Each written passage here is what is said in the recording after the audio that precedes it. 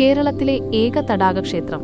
കാസർഗോഡ് ജില്ലയിലെ കുമ്പളയ്ക്കടുത്ത് സ്ഥിതി ചെയ്യുന്ന അനന്തപുരം തടാകക്ഷേത്രത്തെക്കുറിച്ചാണ് ഇന്ന് നമ്മൾ സംസാരിക്കുന്നത്. ലോകപ്രസിദ്ധമായ തിരുവനന്തപുരം പത്മനാഭസ്വാമി ക്ഷേത്രത്തിന്റെ മൂലസ്ഥാനം എന്നറിയപ്പെടുന്ന ഈ പുണ്യഭൂമിയുടെ ഐതിഹ്യവും പേരിന് പിന്നിലെ രഹസ്യവും നമുക്കൊന്ന് പരിശോധിക്കാം. ഈ ക്ഷേത്രത്തിന്റെ ചരിത്രം തുടങ്ങുന്നത് പ്രശസ്ത വിഷ്ണുഭക്തനായ ബിൽവമംഗലം സ്വാമിയാരിൽ നിന്നാണ്. അദ്ദേഹം ഇവിടെ തപസ് ചെയ്തിരുന്ന സമയത്ത് ഒരു ചെറിയ ബാലൻ അദ്ദേഹത്തെ എന്നും ശല്യപ്പെടുത്തുമായിരുന്നു. ഒരിക്കൽ ക്ഷമ നശിച്ച സ്വാമിയാർ ആ കുട്ടിയെ തള്ളിമാറ്റി. പെട്ടെന്ന് ആ ബാലൻ ക്ഷേത്രത്തിലെ തടാകത്തിനടുത്തുള്ള ഒരു ഗുഹയിലേക്ക് ഓടിമറയുകയും എന്നെ ഇനിയും കാണണമെന്നുണ്ടെങ്കിൽ അനന്തൻകാട്ടിലേക്ക് വരിക എന്ന് അശരീരിയായി അരുളി ചെയ്യുകയും ചെയ്തു. ആ കുട്ടി സാക്ഷാൽ ഭഗവാൻ വിഷ്ണുവാണെന്ന് മനസ്സിലാക്കിയ സ്വാമിയാർ ആ ഗുഹയിലൂടെ ഭഗവാനെ തേടി യാത്ര തിരിച്ചു. ഒടുവിൽ അദ്ദേഹം തിരുവനന്തപുരത്തെ അനന്തൻകാട്ടിലെത്തുകയും അവിടെ ഭഗവാന്റെ ദർശനം ലഭിക്കുകയും ചെയ്തു എന്നാണ് ഐതിഹ്യം.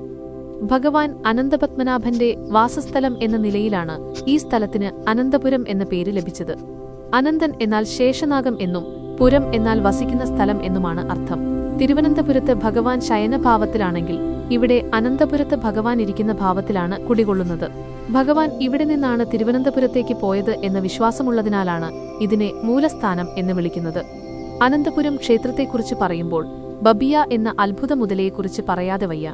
ഈ ക്ഷേത്രത്തിലെ തടാകത്തിൽ കഴിഞ്ഞിരുന്ന ബബിയ തികച്ചും സസ്യഭുക്കായിരുന്നു.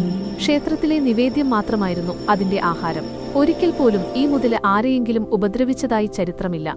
2022 ബബിയ വിട പറഞ്ഞെങ്കിലും ഈ ക്ഷേത്രത്തിന്റെ കാവൽക്കാരനായി മുതലകൾ ഇനിയും അവതരിക്കുമെന്നാണ് ഭക്തരുടെ വിശ്വാസം.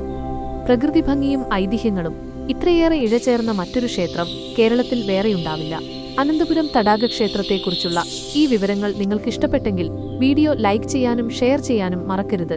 ഇതുപോലെ കൂടുതൽ വീഡിയോകൾക്കായി ചാനൽ സബ്സ്ക്രൈബ് ചെയ്യുക. നന്ദി.